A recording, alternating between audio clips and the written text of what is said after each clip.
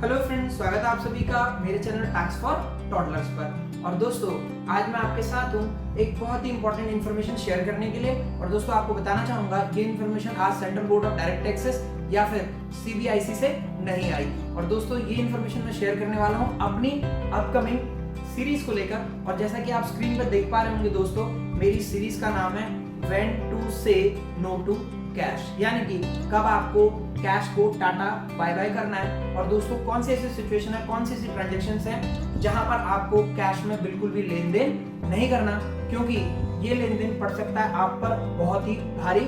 और मैं आपको बताना चाहूंगा, इनकम टैक्स का एक सेक्शन ऐसा भी है जो ये कहता है अगर आपने कैश में 2 लाख या 2 लाख से ऊपर का लेन देन किया, आप पर पेनल्टी लग सकती है पूरे 2 लाख की। तो दोस्तों, आने वाली सीरीज में मैं आपको बताने वाला हूँ कहां कहां पर आपने कैश खर्च करने से बचना है, कहां कहां पर आपको कैश लेने या देने से बचना है। आइए बने रहिए मेरे साथ इस वीडियो में।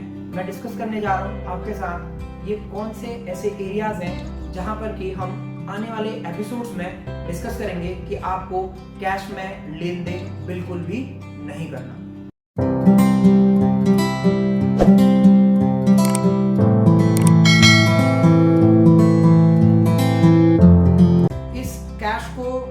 सरकार ने अपनी व्यवस्था से या फिर पूरी अपनी इकोनॉमिक सिस्टम से बाहर निकालने के लिए कमर कस दी थी 2016 में। और दोस्तों, मैं बहुत अच्छी तरह से जानता हूं कि आप बिल्कुल नहीं भूले होंगे 8 नवंबर 2016 की शाम, और जिस दिन हमारे प्रधानमंत्री जी आए और उन्होंने कहा, बहनों और भाइयों, आज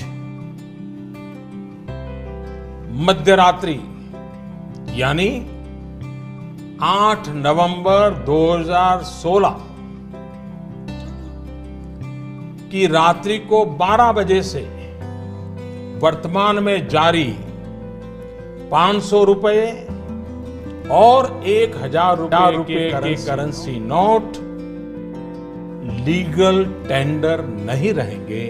और आप लोगों को अपने 500 और 1000 के नोट जो भी आपके पास पड़े हुए हैं, तो दोस्तों वो आपको जमा कराने हैं बैंक में। तो दोस्तों, वहीं से 2016 से गवर्नमेंट ने अपने दिमाग में एक बात तो बना ली थी कि हमें अब एक कैशलेस इकोनॉमी की तरफ बढ़ना है। तो अगला सवाल ये उठा, क्या भारत एक कैशलेस इकोनॉमी की तरफ जा रहा है? जी हाँ, मैं आपको कहना चाहूंगा, भारत एक कैशलेस इकोनॉमी की तरफ ही जाने वाला है, क्योंकि इसके लिए जो भूमिका बांधनी थी वो प्रधानमंत्री जी ने 2016 में ही बांध दी। सबसे पहले उन्होंने डिमोनेटाइजेशन किया, और जैसे डिमोनेटाइजेशन किया तो उसके बाद कह दिया गया कि अब 500 और 1000 के नोटों का चलन बिल्कुल बंद कर दिया जाएगा।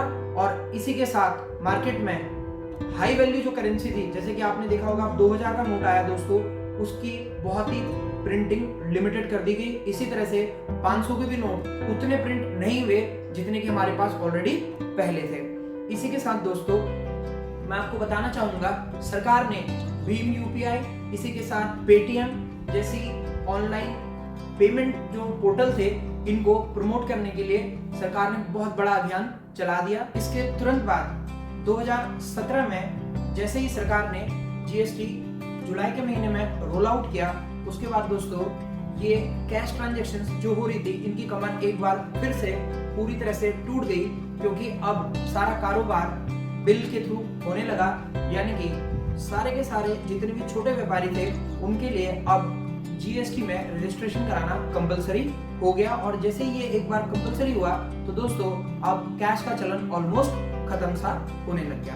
तो मैं आपको बताना चाहूंगा, ये कैश का चलन इसलिए खत्म हुआ क्योंकि पहले लोग बिल नहीं लेते थे और उसी के साथ टैक्स बचा लिया करते थे। अब सरकार ने कहा कि छोटे छोटे व्यापारियों को भी आपको रजिस्ट्रेशन कराना है जीएसटी में। और इसी के साथ एक प्रॉब्लम ये खड़ी हुई, ये जो छोटे व्यापारी बड़े व्यापारियों से सामान खरीदते थे, इनको वो बड़े व्यापारी भी तभी सामान बेचते थे जब इनके पास जीएसटी नंबर था। यानी कि बड़ी जो फर्म्स थी, बड़ी कंपनीज थी, उन्होंने एक बार ये मैंडेटरी कर दी कि अब हम व्यवसाय यानी कि बिजनेस उन्हीं लोगों के साथ करेंगे जिनके पास जीएसटी नंबर होगा। तो दोस्तों, एक तरह से अगर आप आपके पास जीएसटी नंबर है तो आप बिल पर माल बेचेंगे, और अगर आप बिल पर माल बेचेंगे तो आपको भी पता है कि अब कैश लेने में कोई फायदा नहीं है। और दोस्तों, आगे आपको भी बताना चाहूंगा, बिजनेस के लिए भी एक रिस्ट्रिक्शन लगा दी गई कि आपने अगर कोई भी सामान 10,000 रुपए की वैल्यू से ऊपर का कैश में खरीदा, तो दोस्तों हम आपको इस पर टैक्स कैलकुलेट करते हुए डिडक्शन अलाउ नहीं करेंगे। इसी तरह से दोस्तों कुछ और भी इनकम टैक्स में प्रावधान लाए गए जिनसे कि अब ये हमारी जो इंडियन इकोनॉमी है ये बहुत हद तक कैशलेस इकोनॉमी की तरफ जा रही है। सो फ्रेंड्स, अगला सवाल ये उठा, इस कैशलेस इकोनॉमी का क्या सचमुच हमें कोई फायदा है? ये एक तो हमारे लिए चीपर है। दोस्तों ये चीपर कैसे है तो मैं आपको ये बताना चाहूंगा। जब भी आप ऑनलाइन ट्रांजैक्शन करते हैं तो देखेंगे आप बहुत सारी जगह से आपको कैशबैक मिलता है और दोस्तों इसी के साथ बहुत सारे आपको डिस्काउंट ऑफर मिलते हैं। तो जहां पर आप आज की डेट में ऑनलाइन शॉपिंग कर रहे होते हैं तो आपको ढेरों सारा कैशबैक और डिस्काउंट मिलता है, तो कहीं ना कहीं ये आपकी जेब में कुछ पैसों की बचत करता है। दूसरी तरफ दोस्तों ये गो ग्रीन की तरफ भी जा रहा है, क्योंकि जो भी वैन्स एटीएम में पैसा भरने जाती हैं या फिर बैंक से पैसा लेके ट्रेजरी जाती हैं या फिर ट्रेजरी से पैसा लेके बैंक के पास आती हैं, दोस्तों कहीं ना कहीं उन वैन्स में पेट्रोल या डीजल यूज हो रहा है और उस डीजल की खपत के कारण या उस डीजल के उस गाड़ी के अंदर जलने के कारण तो दोस्तों पॉल्यूशन हो रहा है और ये पॉल्यूशन भी अब कम हो जाएगा। तीसरी तरफ दोस्तों जैसे कि कोरोना पेंडेमिक चला, कोरोना पेंडेमिक के टाइम पर भी कहा गया कि चीजों को छुए मत, आपके हाथ से भी कोरोना का स्प्रेड हो सकता है अगर कोई पर्सन कोरोना से पीड़ित हो। तो दोस्तों जहां पर कि ऑनलाइन इकोनॉमी की बात आ जाती है या फिर ऑनलाइन ट्रांजैक्शंस की बात आ जाती है तो ये समस्याएं भी बहुत हद तक कम हो जाती हैं। तीसरी तरफ दोस्तों इसने जो सबसे बड़ा फायदा किया सरकार को वो ये कि सरकार का टैक्स कलेक्शन अब बहुत ज्यादा बढ़ गया और जो ट्रांजैक्शन आज की डेट में कैश में की जाती थी, जिनका कोई लेखा जोखा नहीं होता था, जहां पर हमारे पास बिल्स नहीं होते थे दोस्तों, वो आप सब व्हाइट में आ गए और एक तरह से सरकार के लिए इन ट्रांजैक्शंस पर टैक्स लगाना बहुत आसान हो गया। इसी के साथ दोस्तों एक सबसे जो इम्पोर्टेंट चीज थी, अब आपकी ट्रांजैक्शंस की स्पीड बहुत ज्यादा हो गई। यानी कि अगर आप कोई ट्रांजैक्शन कर रहे हैं ऑनलाइन तो दोस्तों वो बहुत ही ज्यादा स्पीड से प्रोसेस हो रही थी। जैसे कि आप देख रहे होंगे आज आप सामान ऑर्डर कीजिए, तुरंत अगले दिन आपके घर में सुबह 9 बजे सामान आ जाता है। जब तक आप सो के भी नहीं उठे होते तब तक आपकी घंटी बजती है और बाहर से एक पर्सन आता है, कहता सर आपका सामान मैं लेकर आ गया हूँ। इसी के साथ दोस्तों जो सबसे बड़ा इंपॉर्टेंट फायदा हुआ यहाँ पर, कई बार ये होता था कि अगर हमारे पैसे खो जाते थे दोस्तों, हमारा बटुआ खो जाता था या पर्स खो जाता था तो दोस्तों हमें ये नहीं पता लग पाता था कि ये पैसा किसके पास गया। लेकिन अगर ऑनलाइन ट्रांजैक्शन में आपके साथ फ्रॉड होता है तो कहीं ना कहीं इसकी एक ट्रेल बन जाती है। ऑल्दो अगर ये बहुत ही प्लान तरीके से किया गया फ्रॉड है तब ये थोड़ा सा इसकी ट्रेल ढूंढ पाना बहुत मुश्किल होती है। अदरवाइज ऑनलाइन ट्रांजैक्शन में आपके साथ अगर फ्रॉड होता है तो दोस्तों इसकी ट्रेल ढूंढना बहुत आसान है। यानी कि ये किस तरह से कहां से हुआ इसका सोर्स ढूंढना हमारे लिए बहुत ही आसान रहता है, जो कि फिजिकल ट्रांजैक्शन में अगर आपका कैश कहीं गुम हो जाए या फिर कहीं आपका पर्स गिर जाए तो दोस्तों उसको ढूंढना बहुत ही मुश्किल होता है। इसी के साथ दोस्तों बहुत इंपॉर्टेंट चीज ये है कि अगर आप ऑनलाइन ट्रांजैक्शंस करते हैं, ऑनलाइन पेमेंट करते हैं तो आपका एक क्रेडिट स्कोर होता है जो कि इन ऑनलाइन एजेंसीज के थ्रू यानी कि इन बैंक्स के थ्रू जहां पर आप ऑनलाइन पेमेंट कर रहे हैं, फॉर एग्जांपल अगर आप अपनी क्रेडिट कार्ड की पेमेंट कर रहे हैं या फिर किसी लोन की पेमेंट कर रहे हैं तो ये सभी आपके पेमेंट के पैटर्न के हिसाब से सिविल को इसकी इंफॉर्मेशन दे रहे होते हैं, जो कि आपका एक क्रेडिट स्कोर मेंटेन कर रहा होता है। और दोस्तों आपको बताना चाहूंगा अगर आपका क्रेडिट स्कोर यानी कि सिविल के द्वारा मेंटेन कर, जो कि एक बहुत ही क्रेडिबल इंस्टीट्यूशन है, अगर आपका सिविल का स्कोर बहुत ही अच्छा है तो दोस्तों आपको लोन लेने में, आपको क्रेडिट कार्ड इशू करवाने में अपने नाम पर बहुत ही आसानी रहती है। तो दोस्तों ये तो थे फायदे, इसी के साथ कुछ नुकसान भी है। जैसा कि मैंने आपको कहा जितनी ज्यादा ऑनलाइन ट्रांजैक्शन होती है दोस्तों, यहाँ पर कई बार बहुत ही प्लान फ्रॉड होते हैं, तो उन केस में हमें ये देख पाना बहुत मुश्किल हो जाता है कि पैसा कौन से अकाउंट में किधर और इस तरह से कहाँ कितनी दूर तक गया। यानी कि उसकी ट्रेल अगर बहुत ही ज्यादा कॉम्प्लेक्स है तो इसको ढूंढ पाना बहुत ही मुश्किल है। इसी के साथ दोस्तों इससे जो छोटे छोटे लघु उद्योग थे या छोटे छोटे व्यापार थे उनको बहुत ज्यादा नुकसान हुआ और उन लोगों की रोजी रोटी पर आबनी। उनके साथ बड़े बड़े बिजनेस हाउसेस ने बिजनेस करना बंद कर दिया, क्योंकि इन लोगों को कहा गया कि आप जीएसटी नंबर लेके आइए। और दोस्तों जीएसटी की रिटर्न भरना और जीएसटी का नंबर ऑब्टेन करना इनके लिए बहुत ही टेढ़ी खीर थी और इनको ऐसा लग रहा था कि जीएसटी प्रैक्टिशनर को आने वाले समय में जीएसटी की रिटर्न भरते हुए पैसा देना पड़ेगा, तो कहीं ना कहीं इनके ऊपर एक तरह से एक फाइनेंशियल बर्डन आ रहा था। अगला नुकसान जो इसका बहुत बड़ा हुआ दोस्तों, क्योंकि आप कहीं ना कहीं इन ऑनलाइन ट्रांजैक्शंस की पेमेंट करने के लिए किसी पोर्टल पर अपना लॉगिन आईडी और इसी के साथ एक पासवर्ड जनरेट करना पड़ता है। और दोस्तों हैकर्स की इन लॉगिन आईडीज पर और पासवर्ड पर बहुत जबरदस्त नजर होती है, पैनी नजर होती है। और दोस्तों अगर ये नंबर एक बार आपका हैक हो गया तो आपके साथ बहुत बड़ा धोखा हो सकता है। दूसरी तरफ दोस्तों एक प्रॉब्लम ये भी थी कि जो छोटे छोटे बिजनेसेस थे वो सारे के सारे बंद हो गए, क्योंकि अब Amazon या फिर फ्लिपकार्ट जैसी बड़ी बड़ी कंपनियां जो ऑनलाइन पोर्टल से सामान बेच रही थी, उनकी सेल बढ़ने से जो हमारा लोकल मार्केट था कहीं ना कहीं उसको बहुत बड़ा नुकसान हुआ है। और आपको शायद पता हो या ना हो, इस सिचुएशन में आज की डेट में एक बहुत बड़ी प्रॉब्लम क्रिएट हुई है दोस्तों।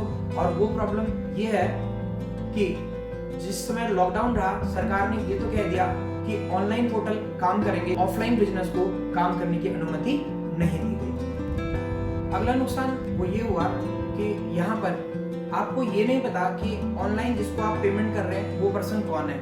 ये Amazon तो है, किसी दुकानदार की दुकान पर जाते हैं तो आपको पता होता है मिस्टर एक्स मिस्टर वाई ये इसका बिजनेस है, लेकिन अगर आप ऑनलाइन प्लेटफॉर्म पर पेमेंट कर रहे हैं दोस्तों, तो आपको ये तो पता होता है कि आपने Amazon को पेमेंट किया है, लेकिन Amazon का कौन सा ऐसा ऑफिसर है, कल को अगर आपके साथ प्रॉब्लम होती है जिसको आपको बताना पड़ेगा, तो दोस्तों इसकी आपको कोई भी खोज खबर नहीं होती है। और अब आप कस्टमर केयर के साथ घंटों बातचीत करते हैं, घंटों कॉल करते हैं, लेकिन उसका बहुत बार आप संतुष्ट करने वाला जवाब नहीं मिलता। इसी के साथ दोस्तों जो अगली प्रॉब्लम है वो ये कि आपका खर्चा बहुत ज्यादा बढ़ जाता है इन डिस्काउंट स्कीम, इन एक के साथ एक के ऑफर के चक्कर में। जहां पर आप 2000 का खर्चा करना चाहते हैं, वहां पर दोस्तों आप 10,000 रुपए का खर्चा कर बैठते हैं। तो ये तो दोस्तों कुछ थे नुकसान, तो उसी के साथ है कुछ फायदे। जो भी फायदे हैं या फिर नुकसान है, अगर मैं उनको एक तरफ देखूं तो मैं आपको ये बता सकता हूं कि अब हमारी ये इंडियन इकोनॉमी बढ़ चली है कैशलेस इकोनॉमी की तरफ। और जैसा कि सरकार ने सबसे पहला कदम उठाया 2016 में डिमोनेटाइजेशन करके, और दोस्तों 2017 में जीएसटी लाने के बाद इस कैशलेस इकोनॉमी को अगला गियर देने के लिए सरकार ने इनकम टैक्स के बहुत सारे प्रोविजंस में चेंज कर दिया। और दोस्तों यहाँ पर चाहे छोटा बिजनेसमैन हो या फिर बड़े बिजनेस हाउसेज हैं, उनको कैश में ट्रांजेक्शन करने से रोक दिया गया। और ये कहा गया कि अगर आपने कैश में ट्रांजैक्शंस की तो इनकम टैक्स के कुछ सेक्शंस में आपको इन खर्चों की डिडक्शन नहीं मिलेगी। जैसे कि कहा गया, अगर आपने कोई भी रेवेन्यू एक्सपेंडिचर किया और दोस्तों उसकी पेमेंट आपने एक दिन के अंदर 10,000 रुपए से ऊपर कैश में की, तो फिर हम इस खर्चे को डिसअलाउ कर देंगे। इसी तरह के बहुत सारे इंपॉर्टेंट प्रोविजंस जो कि मैं आपके साथ कवर करने वाला हूं दोस्तों आने वाले समय में, आपको मैं दिखाने जा रहा हूं स्क्रीन पर, जो कि मैं कवर करूंगा अपनी आने वाली इस सीरीज में। और दोस्तों याद रखिएगा, इस सीरीज का नाम है When to Say No to Cash। मैं आने वाली अपनी सीरीज में आपके साथ डिस्कस करूंगा कि कहां पर आप अगर बिजनेस कर रहे हैं तो कुछ ऐसे सेक्शंस हैं जैसे कि 40A और दोस्तों 40A 3A, जहां पर आपको कैश में खर्चा नहीं करना। इसी तरह से दोस्तों मैं आपके साथ सेक्शन 269 ST में डिस्कस करूंगा कि आपको 2 लाख या फिर 2 लाख से ज्यादा का कैश किसी से नहीं लेना, क्योंकि अगर आपने ये लिया तो दोस्तों आप पर लगेगी पूरे 2 लाख रुपए की पेनल्टी। अगर ये अमाउंट है 2 लाख और अगर 2 लाख से ज्यादा है तो जितना भी अमाउंट आपने लिया दोस्तों आप पर ये पेनल्टी लगने वाली है। और इसी तरह से दोस्तों मैं आपको बताऊंगा कि अगर आप डोनेशन दे रहे हैं कुछ स्पेसिफिक इंस्टीट्यूशंस को, या फिर आप डोनेशन दे रहे हैं दोस्तों 80G सेक्शन में, जहां पर prime minister national relief fund आता है। इसी तरह से आपने कोविड के लिए डोनेट किया होगा दोस्तों, आपने राम मंदिर के लिए भी डोनेट किया होगा दोस्तों। तो कहां पर आपको कितने अमाउंट का कैश देना है और किस हद पर जाकर आपने रुक जाना है, मैं ये भी आपसे डिस्कस करूंगा इस आने वाली सीरीज में। इसी के साथ साथ दोस्तों आप एक मेडिक्लेम पॉलिसी लेते हैं सेक्शन 80D में, और उस मेडिक्लेम पॉलिसी में भी लिखा हुआ है कि अगर आप कैश पेमेंट करते हैं तो दोस्तों इसका आपको इनकम टैक्स में डिडक्शन नहीं मिलता। और दोस्तों इसी के साथ मैं आपके साथ कुछ और भी ऐसे एरियाज हैं जैसे कि रियल एस्टेट ट्रांजैक्शंस में कितना कैश आप ले सकते हैं, कितना कैश आप दे सकते हो, और इसी कैश का इम्पैक्ट कुछ और ऐसे इकोनॉमिक एरियाज पे जहां पर कि आपको ध्यान रखना पड़ेगा कि आपको इससे ज्यादा कैश नहीं देना, क्योंकि अगर आपने इससे ज्यादा कैश दिया तो एक तरफ आपकी टैक्स लायबिलिटी बढ़ने वाली है और दूसरी तरफ दोस्तों आप पर पेनल्टी भी लग सकती है। जैसा कि मैंने आपको बताया 2 लाख रुपए तक की पेनल्टी भी आपके ऊपर लग सकती है। तो दोस्तों आप इंतजार कीजिए और मैं जल्दी ही आऊंगा आपके साथ एक बार फिर अपनी इस सीरीज के साथ, जिसको मैं दोस्तों आगे वाले समय में 5 एपिसोड में आपके सामने लेके आने वाला हूँ। तो दोस्तों तब तक के लिए थैंक यू फ्रेंड्स।